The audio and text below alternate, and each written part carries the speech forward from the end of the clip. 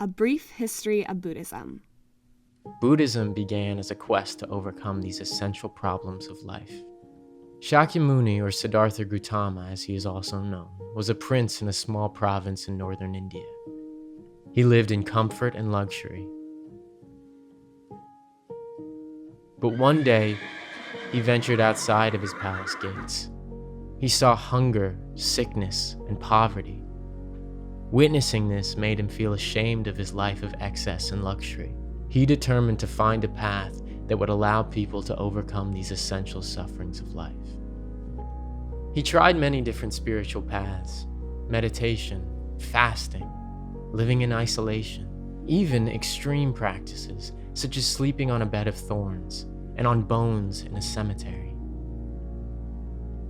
But Shakyamuni realized that these kinds of practices did not bring him what he was looking for.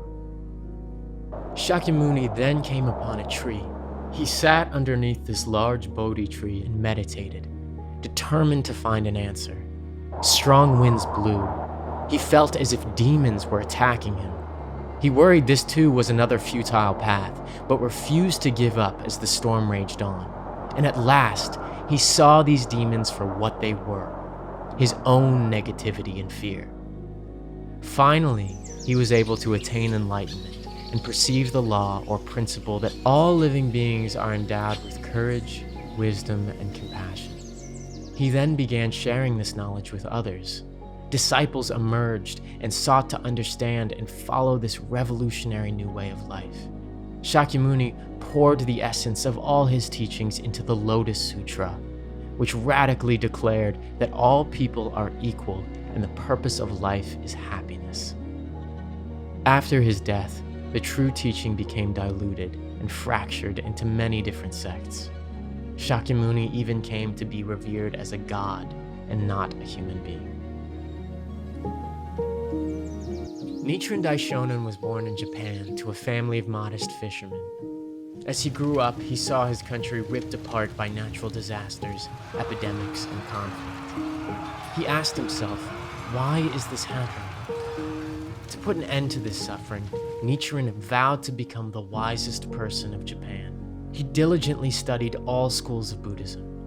After many years, he came to realize the Lotus Sutra is the highest teaching of Buddhism, because it taught women, men, and all living beings are equal and endowed with Buddhahood.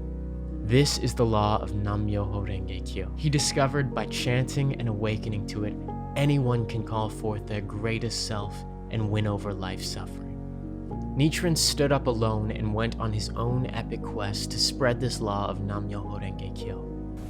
But as Nichiren Buddhism grew, the political and religious establishment saw his teachings of empowerment and equality as a threat. They persecuted him and exiled him to a small snowy island in the Japan Sea. However, with the strength he found from chanting Nam-myoho Renge Kyo, he felt the persecution signaled his mission to empower all people with the teachings of Buddhism, stating, "All obstacles are no more than dust before the wind." Nichiren inscribed the Gohonzon, which is the scroll we chant to, because it depicts the Buddhahood within all living beings. One by one, he helped people use Buddhism to awaken to their great strength and courage. His disciples overcame illness, poverty, and family strife to lead lives of victory. And in current times, it is the Soka Gakkai that emerged as a movement of ordinary people who have used Nichiren's teachings to conquer life's challenges. They are the organization to spread the Lotus Sutra and Nichiren's Buddhism correctly based on the equality and great potential of all people.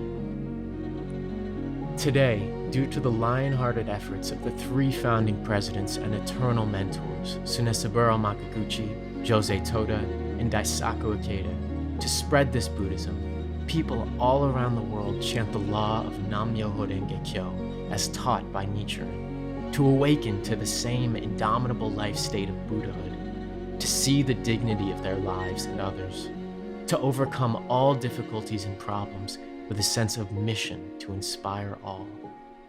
Nam-myoho Renge Kyo.